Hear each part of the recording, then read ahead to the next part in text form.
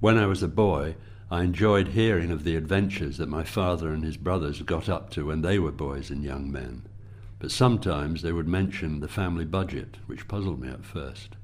Only when I was grown up did I learn that it was their name for the round robin of letters they had written to one another during the First World War.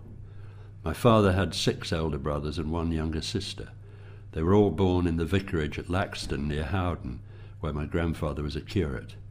As a result of having such a large family, my grandmother was sometimes referred to, by less respectful relatives, as the Hardy Annual.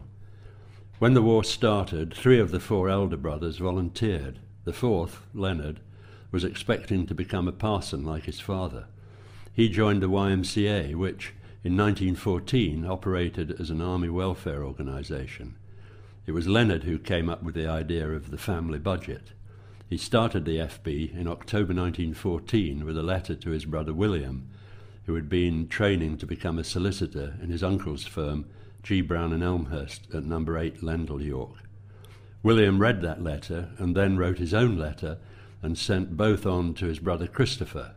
And so it went until the packet returned to Leonard with letters from all his brothers and sister. Then Leonard would take out his old letter, put his new letter in the package, and send it all off on its next round. It was 20 years ago when I came across the originals of several family budget letters. Some were ragged, some showed the day and month but no year, and some were scrawled on regimental order paper. They were all fascinating. They came from everywhere, from HMS Indomitable, from the Somme, from Gallipoli, Mesopotamia, India and England. I wanted to find them all. William's first letter, dated 14th October 1914, was written from number 10 Burtonstone Lane in York. In it, he describes to his brothers and sister his daily routine as a recruiting officer in exhibition buildings, now demolished, behind York Art Gallery. The intake of recruits soon grew from 30 each day to some 400 a day when conscription was introduced. He also wrote of the roundup of Germans living in the district who were all treated as potential spies. A younger brother wrote from school about a memorial service for 52 old boys who had been killed in the previous 2 months. I decided to track down as many of these letters as I could.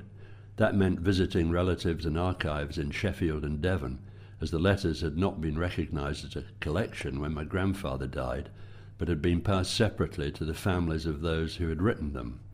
Eventually I found 70 letters that almost gave a complete record of the family budget throughout the war, during which time William was killed on the Somme and Christopher was killed at Gallipoli. When I published the family budget as a book, I was pleased to be able to dedicate it to the memory of the 2 uncles I had never known, William and Christopher. Those letters were written almost 100 years ago. Although it must all seem like ancient history to children who now study the First World War at school, the letters do provide a lively and vivid record of that time and how school children, as well as young soldiers, saw it. I have to admit that it even felt a bit like ancient history to me until my eldest son, who attended Bootham School and now owns the sword of his great-uncle William, was commissioned from Sandhurst as an officer in the Scots Guards.